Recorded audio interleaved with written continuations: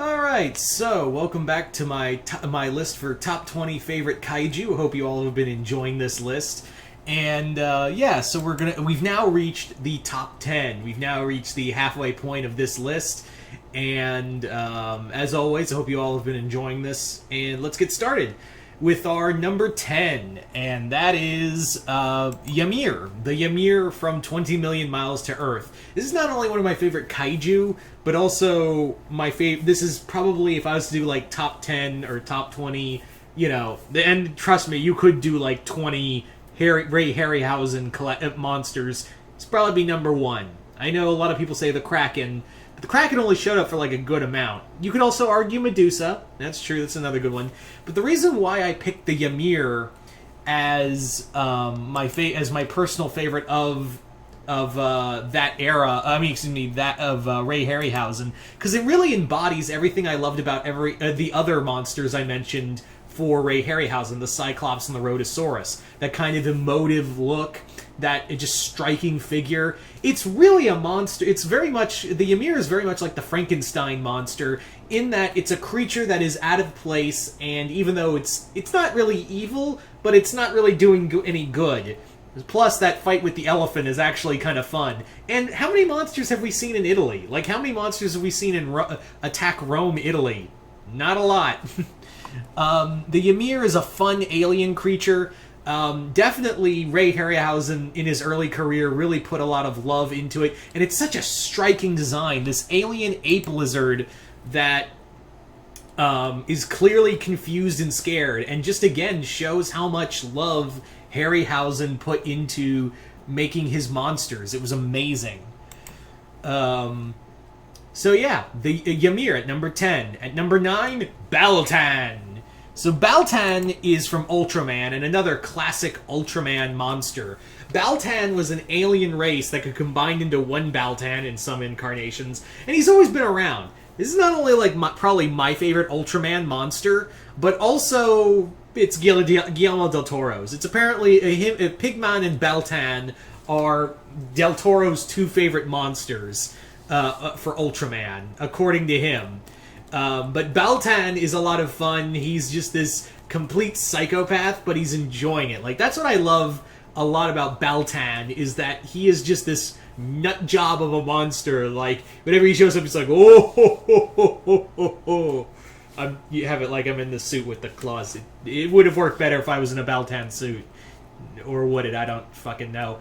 Anyway, Baltan is just a lot of fun to watch. He's got, again, a great design, this very insectoid but also crab-like look. He's so much fun to look at, and again, he's also very unique in that he can be a multiple threat, kind of like Dada from, again, Ultraman. He's just a lot of fun, and yeah, if I was to do like top 10 or top 20 Ultraman monsters, it'd probably still be Baltan at number 1. So yeah, let's move right along. So yeah, we have Baltan. So that was Baltan. Let's move on to our number 8. So number 8 is Titanosaurus, another Toho monster. Yep. So why Titanosaurus? Why do I enjoy Titanosaurus as a kaiju? Like, why is he one of my favorites? And why is he so high on the list, even higher than Destroya or Biollante? Well, it's because he's such a unique monster. Titanosaurus is only made of one appearance in one movie. And really, even in the comics, stories are scarce. But what I like about him is that he's an aquatic monster, and I kind of really love that kind of a Godzilla, that aquatic Godzilla form. His roar is unique. He's this very, very emotive monster. And really, Titanosaurus is kind of a sad creature. He's very much going back to the Ymir, that he's not really evil. Let me explain. Titanosaurus was described in the movie originally as a kind creature. He was a kind monster and who befriended Dr. Mifune. But then Dr. Mifune went went full evil and corrupted and tortured the poor thing. So he's literally like this very bitter, very angry monster who has been betrayed by humanity and is now being forced to fight in a war he doesn't want any part of. And yeah, he suffers for it. Like, no one stops to care about him. It's really tragic. It's really like a very tragic... He's a very tragic villain. And he's also one that never gets any love, and I don't understand why. Like, he's made very little game appearances, comic book appearances. Where's the love for Titanosaurus? Like, there's so much story potential of this very, you know, emotionally scarred monster. This poor guy got betrayed by a human he cared for and got fucked over for it. So yeah, where's all those stories? So there you go. Number 8. Titanosaurus. So let's move on now to number 7. And lucky number 7 is Legion from the Heisei Gamera era.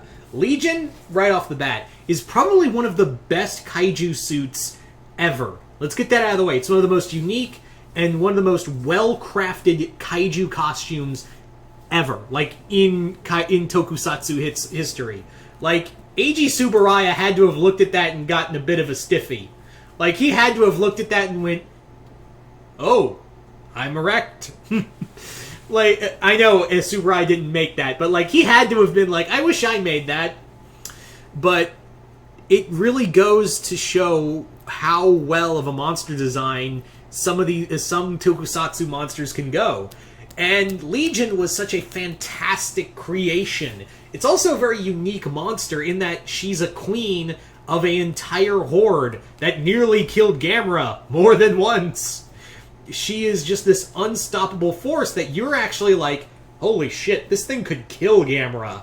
Like, it's with the same with the Gauss, where you're like, holy shit, this thing... That's the thing about the entire Gamera trilogy. All the villains, you're literally like thinking, holy shit, I could watch Gamera die in this movie. Because it was never set in stone that this was going to be a set trilogy. Like, you're going through the whole movie going, I think Gamera might die. And that's what I like about Legion, is that she's just this unstoppable just force that Gamera had to get lucky to beat. That's what I really love about her, is that you got lucky beating her. And that's the scary part with Legion. That's what I find the most fascinating about Legion, is that really Gamera had to have been like, holy shit, I can't believe that worked. And the other thing, the Legion minions are terrifying. Like, if you thought the Destroyer creatures were scary, you got nothing on the Legion monsters. That's nightmare fuel right there. I can see why they were used in City Shrouded in Shadow. 100%. But yeah, it's just one of the best designs. It's one of my favorite monsters, and it's definitely the thing I keep coming back to. Even though Revenge of Iris is definitely the best of the trilogy, I keep coming back to Advent of Legion because of just how... it just blows my mind of how many working parts that suit is. It just goes to show sometimes practical effects are just better. And I'm not... This is coming from a guy who doesn't shit on CGI either. But anyway, let's move on now to number 6. And we're going to end this with a Godzilla kaiju. That is King Cesar.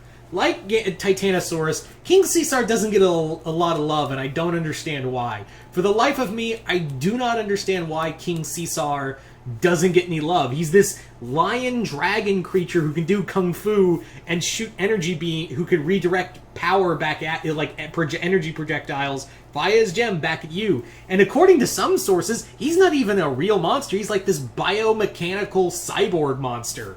And there's so much potential. It's amazing. And there's so much lore you could do with this in comics. Hopefully they can, IDW will do something with King Cesar. Because one of the drawbacks with Rulers of Earth was they didn't do it. They clearly wanted to do more with King Cesar, but weren't able to. Yeah, he's just a fun monster to watch. And he's one of the few mammal monsters. I meant to say mammal, not male. Mammal creatures out there. Most kaiju you see in Toho are usually reptilian or insectoid or something else. He's one of the few mammals outside of, well, Kong technically, and the gargantuas. So yeah. So yeah, I hope you all have been enjoying this. That's the end of part 3, and we're gonna next video will be we'll finally get to the top 5. And also, for those wondering, because I didn't talk about this before, if you're wondering why there's no like Mecha Godzillas in here or anything, it's because they're mechs. They're mechas. So I didn't want to use like Mecha Godzilla or Mechanicong or something like that. If I ever do like mechs, it would probably be like shit full of gun. And that's the problem with mechs, is that most of them would probably be Gundams on that list. So yeah. So once again, hope you all enjoyed this. I'm Mr. Multiverse. I'll see you next time in the Multiverse.